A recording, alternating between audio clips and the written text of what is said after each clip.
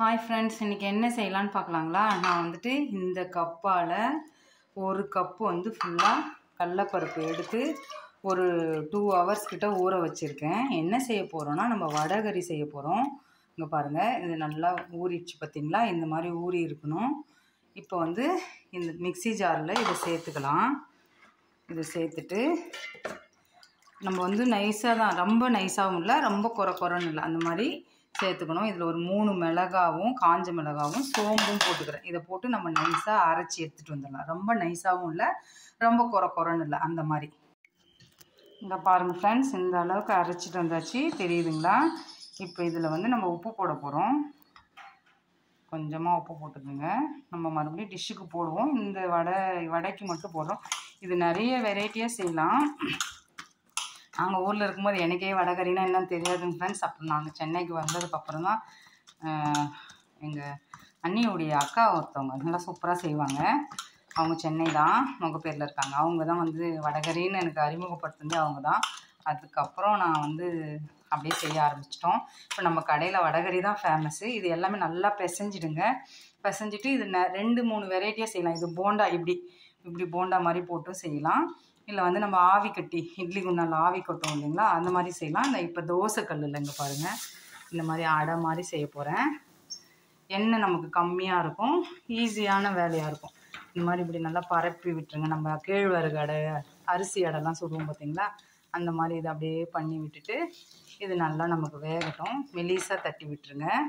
உங்களுக்கு எத்தனை அடை வருமோ அது மாதிரி ஒன்று ஒன்றா தட்டி எடுத்து வச்சுட்டு அதுக்கப்புறம் நம்ம ப்ராசஸ் பண்ணலாம், செய்யலாம். எப்படி செய்யறதுன்னு பார்க்கலாம்.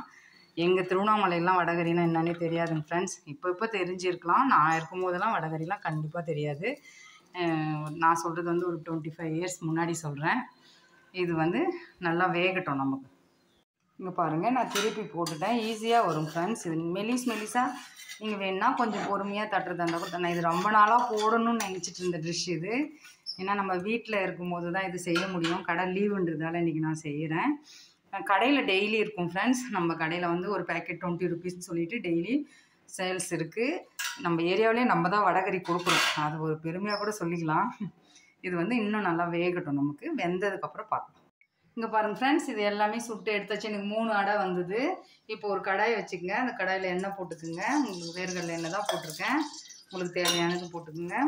ஒரு 2-3 ஏலக்காய், ஒரு 2 லவங்கம், ஒரு துண்டு பட்டை, ஜீரகம், ஒரு அன்னாச்சி, ஒரு பிரிஞ்சி இலை, இது எல்லாமே இதில் போட்டுருங்க. சீரகம் கொஞ்சம், இந்த 2 பச்சை மிளகா இப்படி கிள்ளி போட்டுக்கலாம். இங்கே பாருங்கள், எல்லாம் பொரிஞ்சு வருது. 2 பச்சை மிளகா அப்படி உடச்சி போட்டுக்கோங்க. நான் மீடியம் சைஸ் வெங்காயம் ஒரு 3 வெங்காயம் வந்து நம்ம இஷ்டம், எப்படி வேணாலும் கட் பண்ணிக்கலாம். பெருசாக பொடிசாக எப்படி வேணாலும் கட் பண்ணிக்கோங்க. அதை போட்டுட்டு நல்லா வதக்கிக்குங்க. இது வதங்கட்டும். இது வந்து இதாகிடுச்சு இல்லைங்களா, இது அப்படியே நம்ம பிச்சு வச்சுக்கலாம். நல்லா வெந்துட்டு பார்த்தீங்களா. இது வந்து நீங்கள் உதுத்து வச்சுக்கலாம். இது உதுத்திங்கன்னா இது உதிர்ந்துடும். நீங்கள் வந்து போண்டா மாதிரி போட்டாலும் சூப்பராக. எண்ணெய் நமக்கு அதிகம் வேண்டான்றதுக்காக தான் நம்ம இப்படி போட்டிருக்கோம். இப்படி வந்து வடைலாம் மீந்துச்சுன்னா, மசால் வடை மீந்துச்சுன்னா கூட சூப்பராக இருக்கும், செய்யலாம். அதில் கூட நல்லாயிருக்கும். நம்ம அதில் வடையில் போட்டிருக்கோம் உப்பு. இப்போ இந்த வெங்காயத்துக்கு வேகிறதுக்கு, தக்காளிக்கு இதுக்கெலாம் நம்ம வெங்காயம் கொஞ்சம் சீக்கிரமாக வேகுன்றதுக்காக பாருங்கள், வெங்காயம் இந்த அளவுக்கு வதங்கி இருக்குது. நம்ம வந்து இப்போ இஞ்சி பூண்டு பேஸ்ட் போட்டுக்கலாம். நீங்கள் இஞ்சியும் பூண்டையும் இடித்து கூட போடுறதுண்டா போடலாம். நான் வந்து இஞ்சி பூண்டு பேஸ்ட் இருக்குது, அதனால் நான் இஞ்சி பூண்டு பேஸ்ட் போட்டுக்கினேன். நீங்கள் இல்லை அப்படின்னா அப்பயே நசுக்கி கூட ஃப்ரெஷ்ஷாக போடுறதுன்னா கூட போட்டுக்கலாம். வந்துச்சுன்னா இது வதங்கட்டும். இஞ்சி பூண்டு பேஸ்ட் போட்டு இது வதங்கிச்சு பார்த்தீங்களா. இப்போ தக்காளி, ஒரு மீடியம் சைஸ் தக்காளி, 2 தக்காளி எடுத்துருக்கேன். அதையும் போடுங்க. அதுவும் நல்லா வதங்கட்டும். நமக்கு இந்த மாதிரி உதுத்து எடுத்துக்கங்க. ரொம்ப பொடிசாகவும் தேவையில்லை. இது நம்ம அப்படியே கரைஞ்சிடும் நம்ம போடும்போது. இங்கே பாருங்களா, வெந்திருக்கு.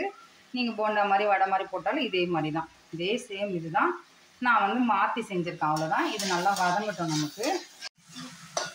இங்கே பாருங்கள் ஃப்ரெண்ட்ஸ், நல்லா வதங்கிடுச்சு. நமக்கு தக்காளி வெங்காயம் எல்லாம் வதங்கிடுச்சு பார்த்தீங்களா. இப்போ மசாலா சேர்த்துக்கலாம். இங்கே பாருங்கள், மஞ்சத்தூள் போட்டுக்குங்க. ரொம்ப மசாலாலாம் கிடையாது. இது நான் உங்கள் வீடியோ காட்டுறதுக்காக ப்ராசஸ் நிறைய தெரியுது. ஈஸியாக 10 நிமிஷத்தில் செஞ்சிடலாம். மிளகாத்தூள், தனி மிளகாத்தூள் உங்கள் காரத்துக்கு ஏற்ற மாதிரி போட்டுக்குங்க. மசாலா ரொம்ப எதுவும் கிடையாது இதில். ஒருத்தவங்க ஒரு மாதிரி செய்வாங்க ஃப்ரெண்ட்ஸ். அது என்னுடைய எனக்கு கற்றுக் கொடுத்து நான் செஞ்சது இது.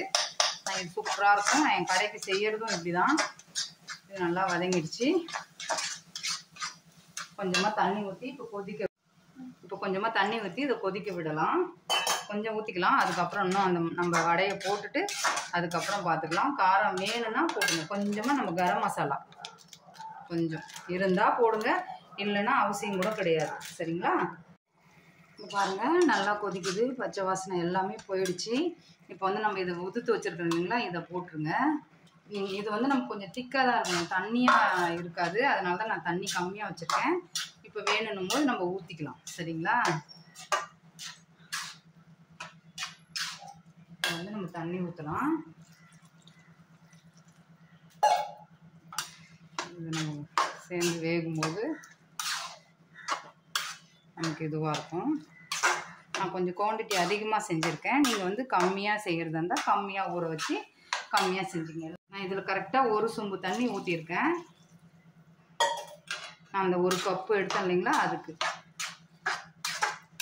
இது கொஞ்சம் நம்ம அப்படியே சட்னி மாதிரி எடுத்து சாப்பிட்ற மாதிரி தான் இருக்கும். இது நம்ம எப்படி சொல்கிறது, தண்ணியாக இருக்காது. இதுவாகும். இங்கே பாருங்கள் ஃப்ரெண்ட்ஸ், நல்லா கொதிச்சு நல்லா இதாகிடுச்சு. இப்போ கொத்தமல்லி தழை தூவிக்குங்க. ஒருத்தொருத்தவங்க ஒரு மாதிரி செய்வாங்கன்னு சொன்னேன் இல்லைங்களா, நான் எண்ணெய் கம்மியாக இந்த மாதிரி தான் செய்வேன்.